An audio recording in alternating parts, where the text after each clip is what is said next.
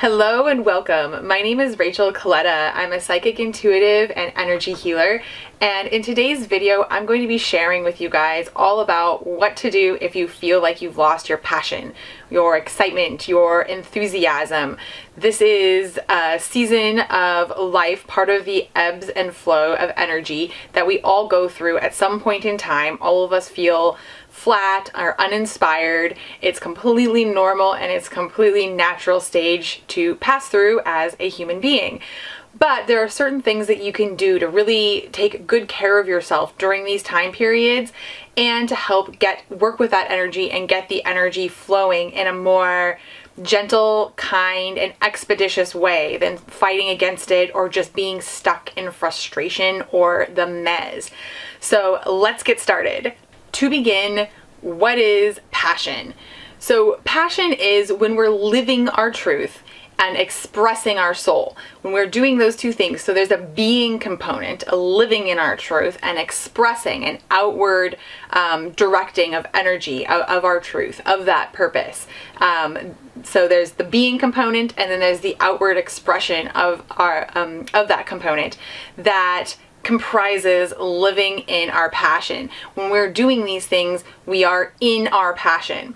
So I think that this is really important to understand, is that we don't ever actually really lose our passion. It feels like that, and we use these words to describe it, but our passion is always there. It's always a part of us, and it is always flowing through us. But our consciousness, our awareness, can slip out of that stream, and that's when we feel like we have lost our passion, or that we're not flowing with it. We don't feel ignited and excited. So why do we slip out of this stream? We slip out of this stream due to a few different reasons, and these are all interconnected and intertwined. We can slip out of this stream or feel that, we've become separate from this stream when we're experiencing major shifts.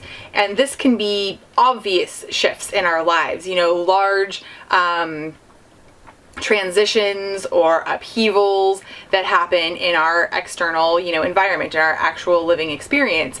And this can also be much more subtle, where sometimes we don't realize that we're going through a huge shift. We don't feel very passionate, and we're feeling just a bit heavy or tired, and not super excited, and we don't understand that what's actually happening is we've gone through a huge shift. This can be an up level, an expansion, a big release. And to help you understand this a little bit more, I'm going to recommend that you watch another one of my videos that is titled "Feel Like You're Taking 2 Steps Forward and 1 Step Back. Here's What's Actually Happening." In that video, I explain with a few really specific illustrations exactly what happens as we are traveling in a human body through time and space, and these cycles of expansion and retraction, and expansion and retraction. So that's really going to help you give some context to this as well. But also, so another reason would be not doing enough of what lights us up or what sets our soul on fire. If we're spending a lot of our time and energy doing things that feel mundane, draining, or just not what we feel excited or passionate about, or what we want to be doing. And then another would be stress. When we're under periods of extreme stress, this is also a time when our passion can get, and our excitement, our enthusiasm can get tamped down. So as you can see, these are all intertwined. If we're going through a period of major up-leveling or expansion, chances are there's also some stress there. This is new uncharted terrain. If we are going through a major shift, or periods of a lot of stress, our energy and our attention can be pulled in many different directions. So chances are we're not, creating or having the opportunity to have a lot of that time to do the things that set our soul on fire. So if you're experiencing one of them in some way, you're probably experiencing all three. And these can kind of combine and amplify together to really underscore that experience of feeling like our passion has set sail and left us. So how do you get from feeling super meh to feeling passionate again? The first thing is that you want to drop any expectation or goal of doing so. Trying to push against a feeling of meh and chase after an elusive passion only makes it more elusive. You can think of this like a train going 100 miles in one direction, and you can't just snap your fingers and suddenly expect it to be going 100 miles in the other direction. First, it needs to gradually slow and then pick up speed in the opposite direction. So that's the way that we want to work with our energy when we're feeling like our passion is eluding us.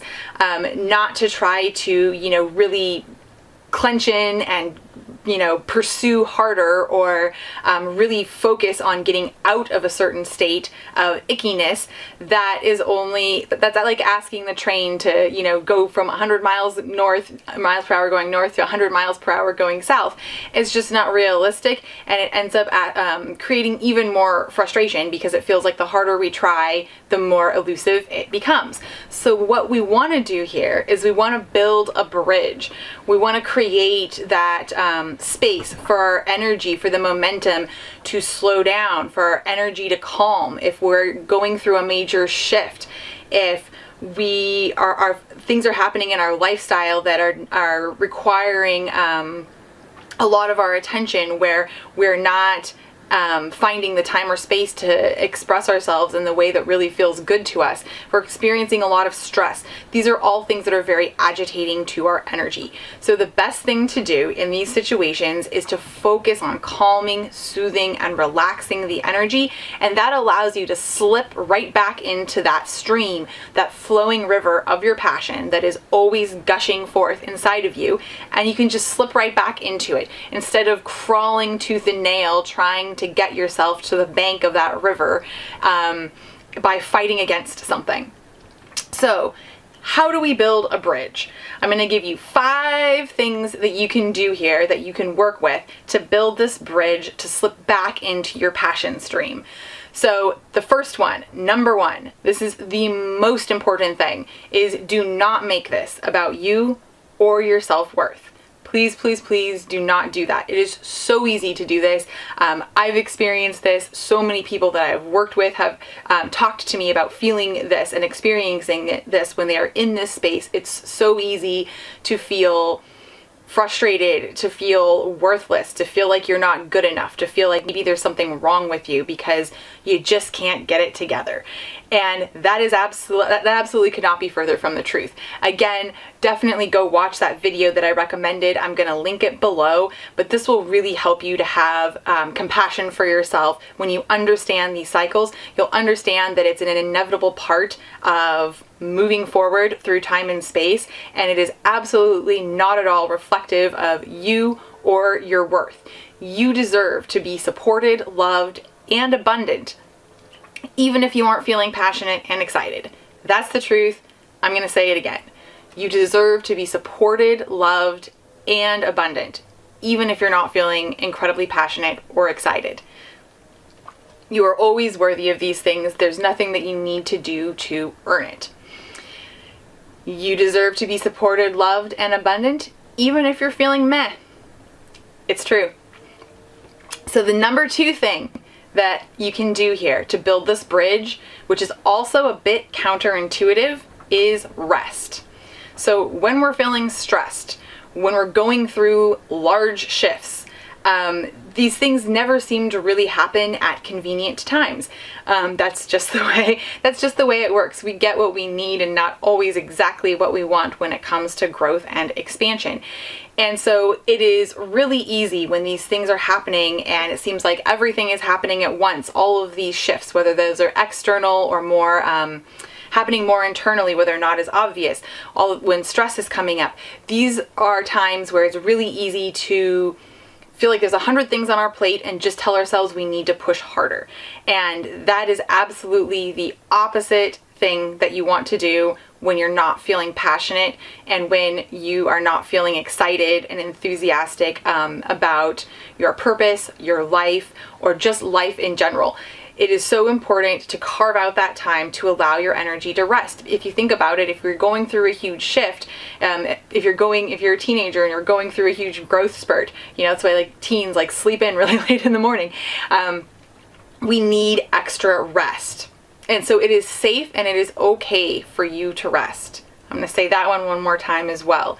It is safe and it is okay for you to rest. No matter what you're going through, there are always things that can be taken off of your plate.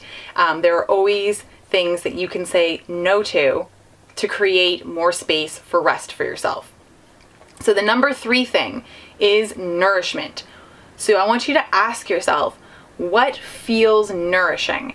And I'm going to put just a little caveat in with this for you to just be aware of. And that is the concept of nourishment versus numbing. So, for example, sometimes when we're in these periods of, flux, transition, not feeling quite like ourselves or feeling that spark of joy or enthusiasm, it can be very easy to tell ourselves that we're nourishing ourselves with something when we're actually numbing ourselves. And so, this is something that you just have to exercise self-awareness around. For example, maybe sometimes something that feels really nourishing would be some super decadent comfort food. Maybe at another time, that's actually feeling really numbing and not nourishing, and it's more of an escape. So ask yourself, what really feels nourishing? Bring in that self-care.